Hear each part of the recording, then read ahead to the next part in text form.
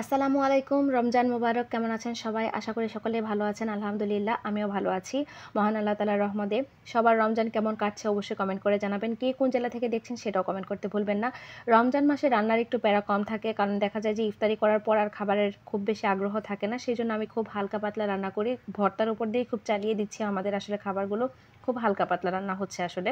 আর ছেলের জন্য একটু মাংস রান্না করতে হয়, কারণ যেহেতু ছোট মানুষ ওরা তো আর রোজা রাখতে পারে না। তো ওর জন্য দেখা যাচ্ছে যে মাংস আর ডিমের উপর দিয়ে যাচ্ছে।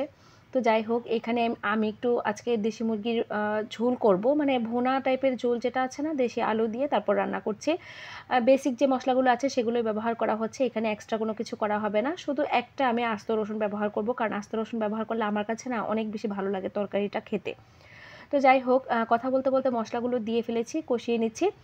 আর কিছু কথা বলি, যেটা হচ্ছে যে আমাদের পরিবারের সদস্যর সংখ্যা কিন্তু দিন দিন মাশাআল্লাহ বেড়েই যাচ্ছে। আমার পরিবারের সদস্য সংখ্যা যারা আছেন, আমাকে যারা ভালোবাসা দিচ্ছেন প্রতিনিয়ত, সবাইকে নিয়ে আসলে এগিয়ে যেতে চাই। আসলে আপনারা কিছু সিস্টেম জানেন না, যার জন্য ভুল করছেন। অনেকেই দেখছি যে মানে ডাউনলোড করা ভিডিওগুলো নিয়েই আসলে কাজ করছেন। আপনাদেরকে অনেকবার অনেকেই আসলে সাবধান করছে।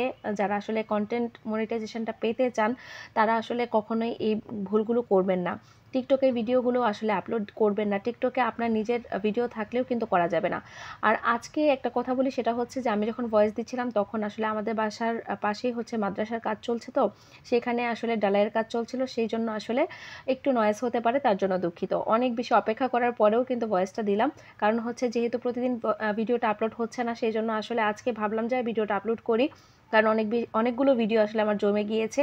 আর প্রতিদিনের র্যান্ডম যে ইফতারগুলো আছে সেগুলো আসলে তৈরি করেছি, সেগুলো শেয়ার করলাম না, সেগুলো পরবর্তী দিন আরও একদিন শেয়ার করে ফেলবো আপনাদের সাথে। আমি এইবার কোনো আসলে স্পেশাল রান্নাগুলো করছি না, সেগুলো না করার কারণ হচ্ছে যে মানে এত বেশি মানে সময় দিতে হয় আসলে পেজে, আবার ছেলের পরীক্ষা, সেজন্য আসলে আমি খুব বেশি সময় দিতে পারছি না। তো যাই হোক, যতটুকু সময় দিচ্ছে তাতেই আলহামদুলিল্লাহ। আপনারাও পাশে আছেন।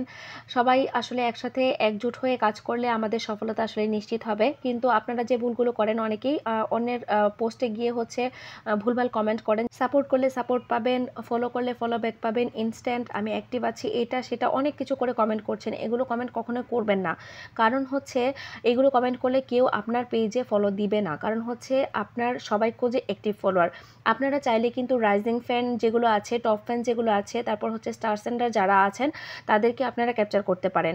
যখন একজনের ভিডিও দেখবেন, সেই ভিডিওতে যখন দেখবেন রাইজিং ফ্যান টপ ফ্যান লেখা আছে কমেন্টের উপরে, যে কমেন্টটা করেছে তার উপরে রাইজিং ফ্যান টপ ফ্যান তারপর স্টার সেন্টার লেখা আছে, তাদেরকে ক্যাপচার করার চেষ্টা করবেন, তাদেরকে সাপোর্ট করবেন, দেখবেন সাপোর্ট পাবেন ইনশাল্লাহ। আর এই সাপোর্ট কথাটা ইউজ করলেও কিন্তু সমস্যা হয়, সেই জন্য কিন্তু আপনারা সাবধানে কমেন্ট করবেন। গঠনমূলক যেই ভিডিওটা দেওয়া হয়েছে সেই রিলেটেড কমেন্ট করবেন। ধরেন আমি রেসিপি সংক্রান্ত ভিডিও দিয়েছি, আপনি হয়তো রেসিপি সংক্রান্ত কমেন্ট করতে পারেন, বা এখানে আমি যে আলোচনা করেছি সেই বিষয় নিয়ে আসলে কথা বলতে পারেন। আপনারা না বুঝে না শুনে একটা ভিডিও দেখি সুন্দর ভালোবাসা রইল অবিরাম এইসব কত কিছু করেন, এগুলো কিন্তু কমেন্ট করা ঠিক না। এগুলো কমেন্ট করলেও কিন্তু অ্যাক্টিভ ফলোয়ার পাবেন না। যে ফলোয়ারগুলো আসলে ফলো ব্যাক টু ব্যাক এর মাধ্যমে আসে, সেগুলো কিন্তু একদমই অ্যাক্টিভ না, ইনঅ্যাক্টিভ ফলোয়ার। ওদেরকে ক্যাপচার করবেন না, ওরা আসলে আপনার পেজের উপকারের চেয়ে ক্ষতি করবে। তো আজকের এই রান্নাগুলোই ছিল, মানে খুবই সিম্পল রান্না। আমরা যেহেতু সেহরিতেই শুধু খাই, ইফতারিতে খাই না, তো সেই জন্য এই আইটেমগুলোই করেছিলাম। আর যেহেতু ছেলে খায় দিনের বেলা, তো সেই জন্য কিন্তু আমি একবারই রান্নাটা করে রাখি।